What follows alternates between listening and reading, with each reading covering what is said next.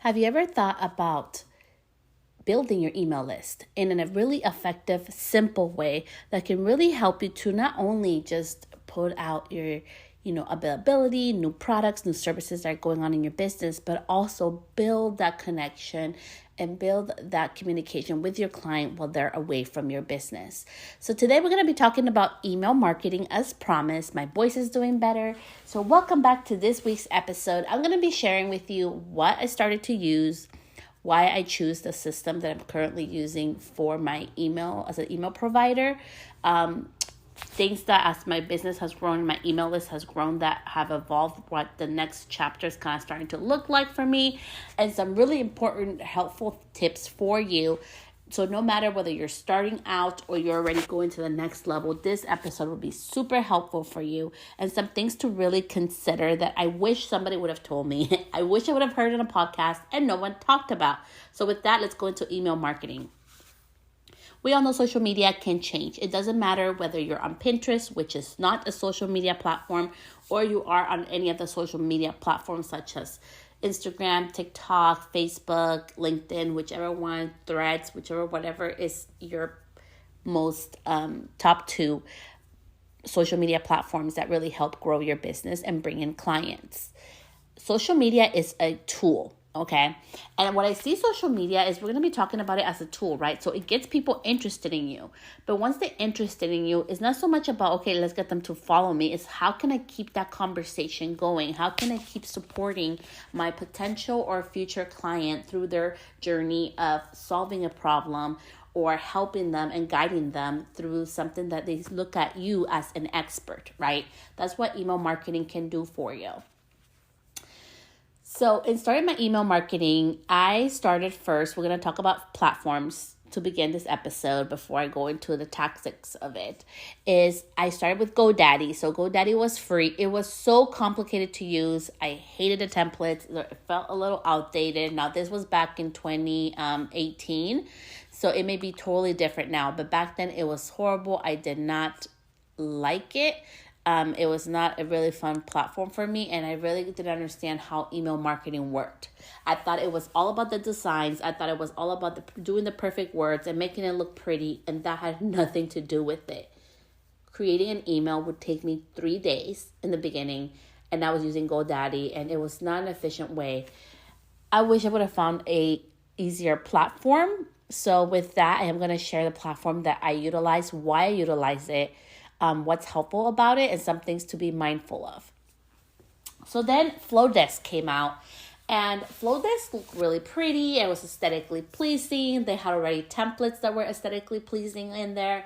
So that's why I decided to go over to Flowdesk. At the time, now I think it's like $38 a month, but it was $19 a month. It was a brand new product. And I really loved it because it helped me with templates.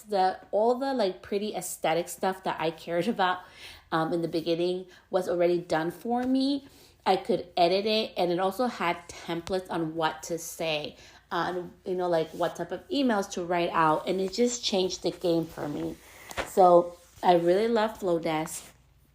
And it would really help me to kind of see like what an email should have, aesthetically pleasing. It was easy, but I still had trouble writing emails in regards to what do you write in there, right?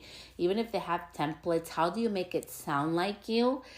So with that, I did want to say that with Flowdesk, you can go ahead and try it out. I do have a code, Celeste the Stylist. I'm an affiliate. It's zero cost to you, but you get savings. You can try a whole year for only $19 a month. But I did want to say this about writing your email. Being pretty is not enough to have a efficient email marketing campaign. So being aesthetically pleasing, being easy to write, that's not enough, right? Email is really a form of, think about if you're going to text your best friend right now, or you're going to text one of your really good friends that you talk to at least once a week. It's that connection, right? Think about, what do you text your friends about? Maybe you text your friend because you're looking for a recommendation of a product. Maybe you text your friends because you're super excited you found this amazing thing that is working and you want to give them that hack to them, right? You're sharing with them amazing happy news. You're sharing things that you're going through maybe. You're sharing maybe, hey, let's go out and do this together, invitations, right? So I really wanted to talk about that because next, the second part about email marketing is really the meat or the actual like foundation of making an email marketing campaign successful for your business. And the second part of the episode is going to be about being effective. So with that, let's get started. So think about the emails that you open in your inbox, okay? And with this example, you can go ahead and you can do this later or you can do while you listen to the episode. I want you to go to your email and look what is actually catching your attention. So currently I'm looking at my email. I have an email. It has an emoji in it. There's another one with an emoji. Okay, it's another one with an emoji. And the rest don't have emojis. And some of them do. I'm sharing this because for me, the emoji ones are catching my attention, right? More than just the word ones. So that's just me though. But you need to think about your ideal client, how they are, okay? Who they are, how they communicate, okay? I know exactly how my client communicates. I know if they use emojis or they don't use emojis. I know what type of font, what type of aesthetic. I know if a GIF would be a good thing to add into my email or not. So there's lots of things that you have to really consider. This is not about you. This is really about your clients. How do you communicate with them in the salon or in your business? That's how the email has to come across. They want to hear from you. Writing is not the simplest things to do. So with that, let's get started first with the title of your email, right? Which is like the first thing that they're going to see. So the title has to catch their attention, right? It depends on how you actually speak. So maybe like, hey love, it's me, like your hair bestie, whatever. Like that's not me. Okay. That would never go in one of my emails. But more of the story is that it has to sound like you. There are words that I use towards my clients that are natural to me. That would be in my subject line. Maybe right now, for example, for lash extensions, we're going through shedding season, right? Shedding, like more hair shedding is gonna start happening.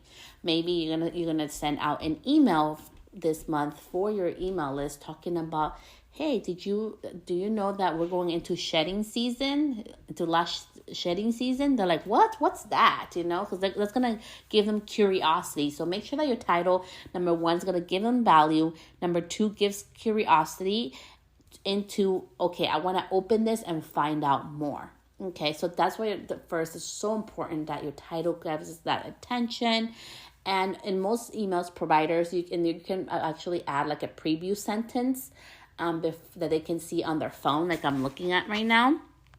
So now I'm talking about the preview sentence that you're allowed to add on there. You can be like, starts tomorrow, for example, or like services starting in the month of September, or, like new products that I'm loving for fall, whatever it is, right? That you want to captivate them to like, okay, so for example, we go back to the lash example. So I talked about fall shedding, right? That was my title to my email. Then the first sentence they would see, right? Because we want to give them even more value and more curiosity to open that email and find out maybe about that service you're going to have. 3 ways to prevent this. 3 simple ways to prevent this. So you tell them, okay, I'm going to give you 3 solutions that are easy to do, right? Because right now, as we go into fall, a lot of us moms, I'm a mom, my kids start school this week. Life is starting to change and it's going to get busier. So I need ease. I need easy, right? So if your client is a mom, ease is so important. Now, this is the part where I really want you to think about your clients. Just because I'm a mom does not mean all my clients are moms. Just because I'm a mom with kids that are in school does not mean all my clients are with kids in school. It's actually on the contrary. So that's what I mean. You have to really look at your book of business. Don't go copying somebody else's emails. You don't know what their demographic is. You don't know what their ideal client is. You don't know the age of the clients either. So I know I target a very specific client, and their age ranges is between 2 of them. I've noticed. I know exactly who I attract. I know how to talk to both of them the same way because they share similar values and they share similar language as well. So that has worked well for my business. And this is the part where you really need to know who you're talking to, who's actually in your business, right? And if maybe you're going in this part, well, Celeste, that sounds great, but I have so many clients, they'll have different needs. Then really target your email to those ideal clients, those clients that pay your rates. When you increase your rates, they're like, oh, no problem. Like, they're always treating you. You know what I mean? The ones that more than just Starbucks actually really appreciate your time. I remember in 2020, those amazing clients that I had where it's like sending me money just because, we're during the shutdown, or supporting me through buying the small little products I was selling. Referring me out. There was so much love and support through those ideal clients, and those are the ones that I really want to nurture all the time. So when I write an email, I'm always talking to that individual clients that I have in my business. As I've grown now, I get to be more particular, and that's very important to me. Just like I give the best kind of service I can from my side, I also expect the same best kind of treatment and respect from the other side, from my beautiful clients. And it's like a two-way communication and a two-way service. So it's really important to really think about that when you write your emails. Okay, so we've gone over the title, we've gone over the preview sentence. Now let's go over writing the body of your email, because I know this can be like so nerve-wracking, but it doesn't have to be. I'm going to give you a quick hack here. Maybe talking is easier for you than writing. So I'm going to give you 2 different hacks. Number 1, if you love to write, act like you're going to write that text to your friend. I know a lot of us get scared, like, oh, Celeste, I don't want to be salesy, I don't want to sound pushy. Then act like you're going to write that email to your best friend. You're going to text your best friend right now, letting them know about your new services for September. Or you're going to write them that email about lash shedding, right? And 3 simple ways to prevent it. Just act like you're writing a text to your friend. Write it out and copy and paste it, and use that as your rough draft. So do you remember when we were in high school and you would go to English class and you have to do your rough draft and then you have to edit it before you send off your final? That's how I do my emails. I act like my first body is like, I'm going to text this to my friend and I'm going to do it in my real voice and it's going to sound like me. And this is just my rough draft. So I don't put no pressure that it has to sound professional. I just literally act like I'm sending this to a friend. I write it all down. And then you can go back and edit it. And of course, add more detail if you want to. Like I wouldn't say bad words to my clients. I swear sometimes of excitement. But I don't really use swearing in my emails. It's just not how I communicate.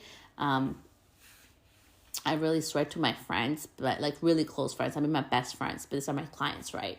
So like bad words wouldn't be part of my email because it's just not something I don't call my clients bitches unless you're my best friend. I won't call you that. It's out of love. So that's what I mean. So that's where I go over my rough draft. I would edit it, make sure it sounds like me, make sure it has the details I want them to know. And always at the end of your email, okay, so once you have all that information, right, you're going to share those 3 simple ways to prevent shedding, right? And you can do like number 1, like make sure that you're nourishing your lashes, during this, the winter air and the natural elements can really dry out. For a lot of us, this time of we're cooking more and we're baking more, we're running the heater more, so make sure that your lashes are nourished, and this is the selling part, okay, which I'm giving you an example right here. So we know during this time we're using the heater more, our lashes can be a little more dry than usual. And if you're looking for an amazing product, I love using Blank because it does A, B, C. That's it. Move on to number 2. Another simple way, right? You see how I'm doing this? I'm not being salesy. I'm really giving them information so they know why it's important. And they're learning how to prevent it, right? So I know like if my hair's going to get more brittle because I am running the heater more, especially in California, where I live, it gets pretty cold. Like it gets like 50 and 40s. During winter, like that's pretty cold for me, sometimes 30s.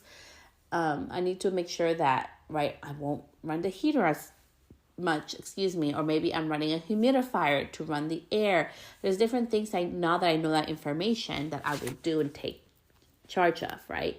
And our clients are doing the exact same thing. This is what I mean with email. Is not just about selling stuff. Email is about putting yourself as the authority that you are. You went to beauty school, okay? You got your license from the state of California or whatever state you're living in. You are a professional. You know more than most people do. Own it. It's okay. You can do it in a nice, friendly way. It doesn't have to be robotic and super professional if that's not your tone of voice. Treat your email in the same way as if you were talking to your client in the salon. Is the easiest way to write emails. Lastly, to end your email, okay? I really want to talk about this because nobody talks about it and it's so important to know. When you end your email, it's so important that when you end your email, you put a call to action, or as they call it, a CTA, so call to action. So, like something we do like love Celeste, or like hugs, or, all my best or whatever, right? People write their little signature. And there is so important, like right under your name, you put your call to action. So if you are, whether it's to buy, the products that you recommended, put little hyperlinks within your email. Do not wait till the end to put it on there, okay? That's my tip number one. Put links like to your products or to your booking site if you're doing for services sprinkled throughout your email, okay? You can do it. It's really simple. At the end of the email, put a call to action. Sometimes I know we'll do like, oh, let me know if this was helpful. I've tried it. I do not get a lot of engagement back. But if you have like a link, like here it is to book, here's to find out more, here's to get the free checklist, whatever it is, put like, a little link there. Here it is, a tutorial that I did on my Instagram. Link them somewhere where they have to take an action. It doesn't always have to include sales. Sometimes it can just be as simple as like, hey, go watch this video, or, like go read this article, or go check out my blog. You want to start getting your, book of business and your email list used to taking action, used to clicking links, okay? And I think it's so important based on that, as I'm sharing today, it's not always to sell. You can do emails like you're like, okay, this sounds awesome. I can start doing this, but what emails do I have to do this every single time? No. You can write emails sometimes, like I did it when I had my baby. My clients were the first people that were able to see my baby. And got the picture of my babies. Maybe you're moving. Maybe you just remodeled. Maybe you just changed the aesthetic of your place. Maybe you got a new cool tool that you can use on your clients. Maybe there's a new tool that you're using or product that you're using that you just want to share why you love it. And you're not selling it. You're just literally just sharing why you love it. These are just so important things. Like even something as simple as just reminding them like the importance of like, conditioner, how to properly apply it. And you don't have to send a link to buy anything. These are the best emails, in my own opinion. This is when I get the most bookings in my business. It has to do just with literally like, educational, simple emails. I'm just reminding them how to properly use something I know they have at home, whether it's a product, whether it's maintenance, whether it's for brushing out their lashes, whether it's washing their face, whether, like if you're a permanent makeup artist, what kind of product should I use on my brows, whatever it is, like you can just do educational content and it puts you as an authority. Okay, every time I send out emails like that, I always get bookings. Every single time it happens naturally. And that's the part where you have to remember, okay? So this is going to be part number 3 of this episode, which is the most important. Why email marketing must be used to place you also as an authority and go-to person for your clients now more than ever.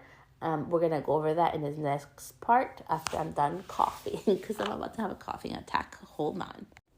Maybe writing doesn't come easy to you. What you can start doing is literally like, maybe you created a reel about what you wanted to talk about. Maybe like 3 simple ways to prevent,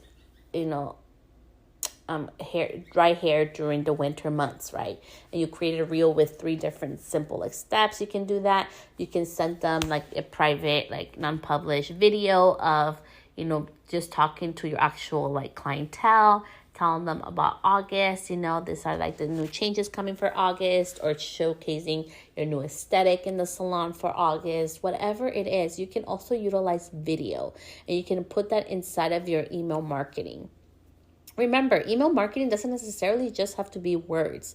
You can also use audio. Maybe like for you, talking is so much more easier. So you can just literally do a voice note in your phone, and you can go ahead and let people that actually subscribe to your email list or subscribe to your texting marketing campaigns, so they can hear from you. Little voice notes of like what's going on, some helpful tips for their hair.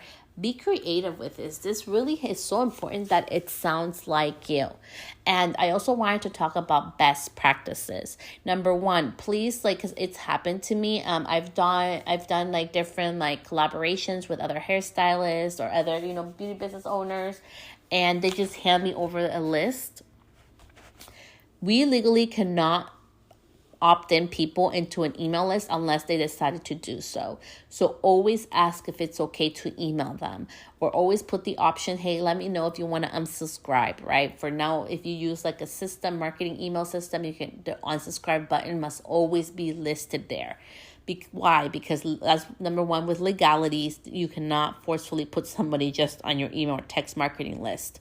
And number 2, also if that person doesn't want to hear from you, you're literally wasting energy on that person. And whether you use a system or not, most system will charge you per person that is in your email list. After a certain amount of people, it'll start charging you even more money per month.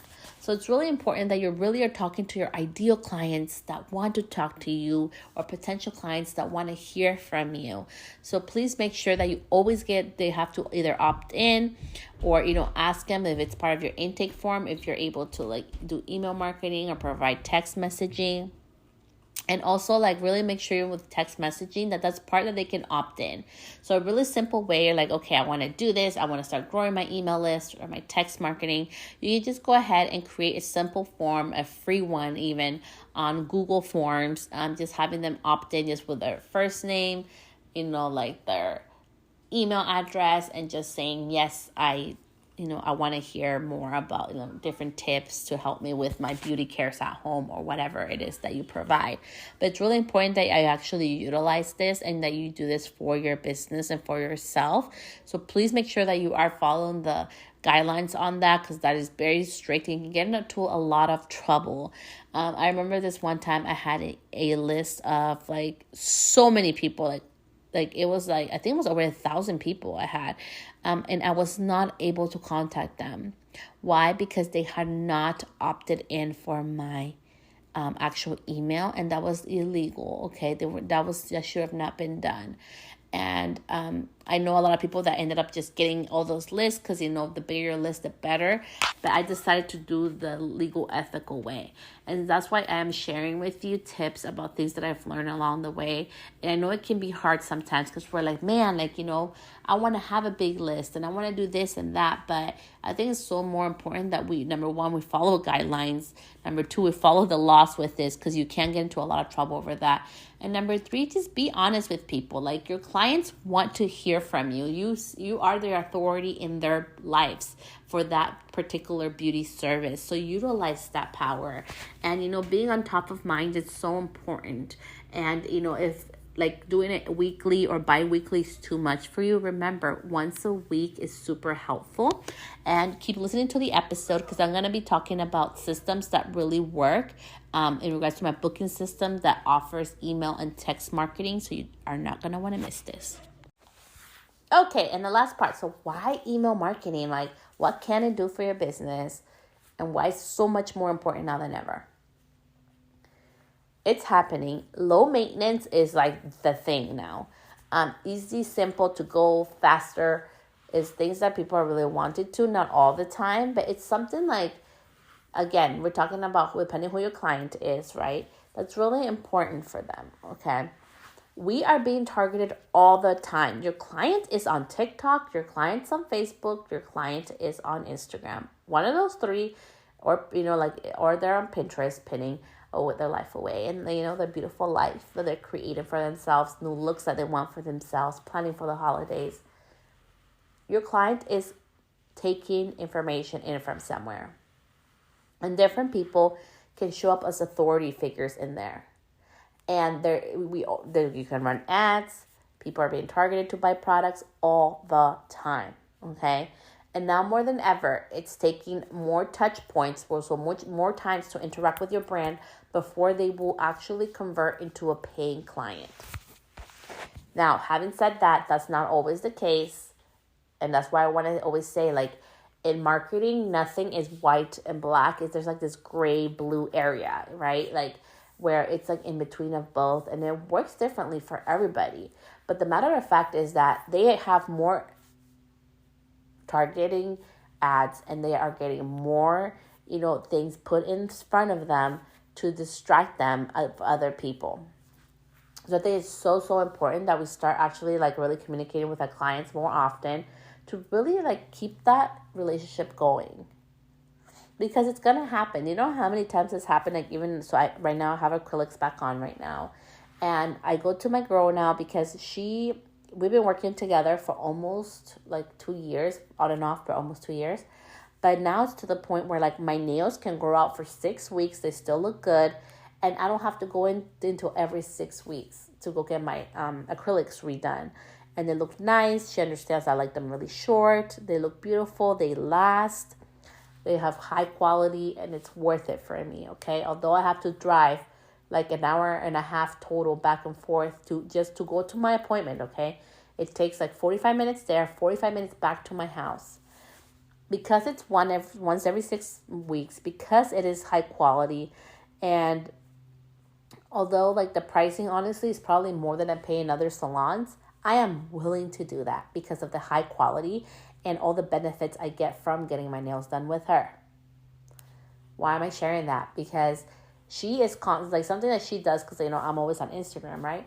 She's always posting nail pictures and different designs. And when she posts long nails, I'm never looking at those because I don't have long nails. My nails are super short. But every time she posts this super short nails, literally she did a post last week, and I was like, oh my God, yes, I'm ready to change. So I did the contact form, the way she does her business. I got into touch with her where my appointment's scheduled. So I'm going to go see her and get my nails done next week. She is literally the perfect example of how she targets me, right? But let's say not all of our clients are going to be always on social, okay? So how are you keeping in touch with your clients?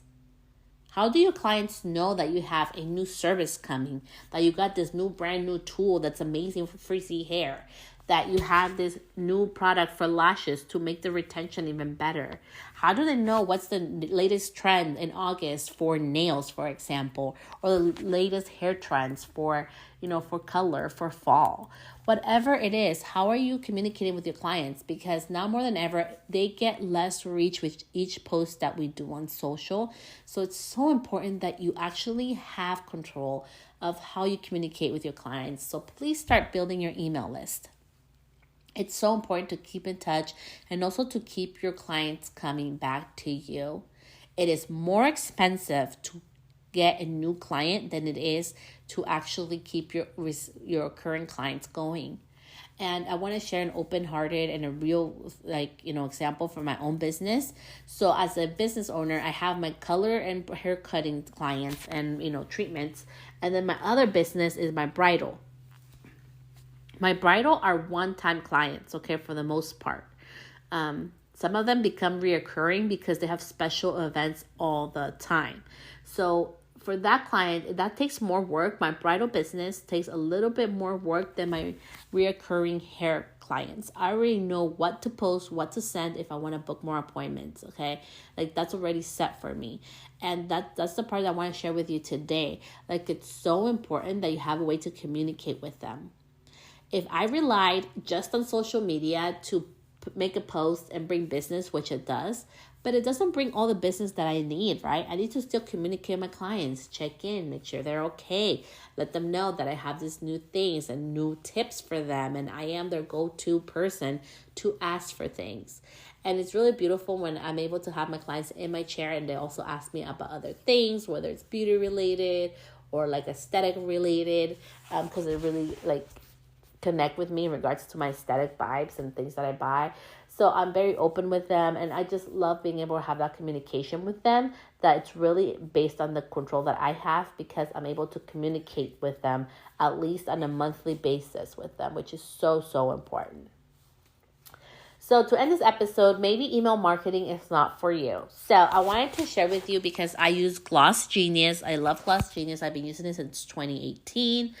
And you can go ahead and if you want to DM me, I'll send you like a little link where you can you can look at my page and see how it works.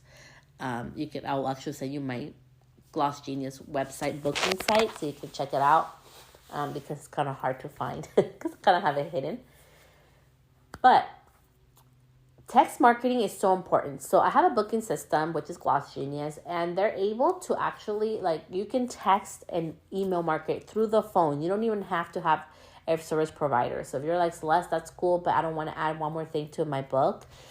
Use your booking site. So a lot of our booking sites as beauty professionals offer texting and email marketing. So with Gloss Genius, they have templates for email marketing or, even text marketing if you decide to do that. Just with text marketing, make sure, number one, that you have permission from your clients to do so. And number two, really make sure that you're doing that sparingly, right? I remember I've signed up for some text marketing to get some codes to buy some different type of hair tools or products. And then they text me like every single day, and that gets so annoying. Or I only hear from them when they want to sell me something. That's annoying too. So remember, talk to your clients and see what their patterns are like. And even remember yourself as a consumer, okay? You're not going to be spammy. You're not going to be annoying. You're not going to be salesy or pushy. If you always remember, hey, on the other side, to the people that I'm sending this, it's an actual human breathing being, okay? So treat them with respect. Treat them with kindness. Remember about your own brand values when you talk to them. And most important, remember, you are an authority. You went to school, you have a license, you have so much knowledge to share. And, for the longest time, I remember I was so scared to share all the stuff I have, right? Because I'm like, oh my gosh, and people are not going to buy from me, or they're not going to see me as this, or they're not going to see me as that. And on the contrary, that's what has really helped to grow my business. It has been really to just be open and share what is working, what is not, what I love and I don't. And things that I tried, it's so important to have that open communication with our clients. Now more than ever, you don't have to be super personal, revealing every single detail of your life, every single heartache of your life, to be a actual person and to actually be able to make connection with your clients. I do have boundaries of how much I'm willing to share to my clients. And that's because I am not there for me. When I go to work, when we're doing a service, we're doing it for them. They have their own heartaches. They have their own headaches. They have their own, things that they deal from a day-to-day basis. When they come into our business, it's really to have a safe haven or have a space where they can relax, where they can release all that stress and come out renewed. And that's what I always try to do, even in my own email communication style. And to be able to do that, I've learned that I cannot be super serious. That's just not going to work out. It's just not my vibe. And I don't sell all the time, because educating is also part of that, building that connection, and giving value to them in different forms, sometimes in laughter or different things that I've learned, really helps them as well. So I really hope this episode was super helpful for you. Now, let's make the big announcement. On Thursday is the first podcast episode with Amy Porterfield, okay? She's freaking amazing. So if you've been thinking about starting a online course or your own education program, and you're like, Celeste, I don't know where to start. I don't know if it's the right fit for my business, or I'm the right person to do this. go take a quiz. So you can go to celestastylist.com/quiz. And there's an amazing quiz there. And she'll also give you like the first 3 steps to get you started if it is the right fit for you. And also if starting an online class or online education business is not the right step for you, she also gives you steps of how to start working towards that. So with that, I cannot wait to share Amy with you. It's going to be a 3-part series, this podcast episode, which will be on Thursday. It's really going to be talking about our journey as entrepreneurs, right? Sometimes we see these entrepreneurs that are making, like she has made over $80 million in the past, I think it was 14 years, if I remember correctly. And she's like a New York best-time selling author. She was actually my mentor who helped me.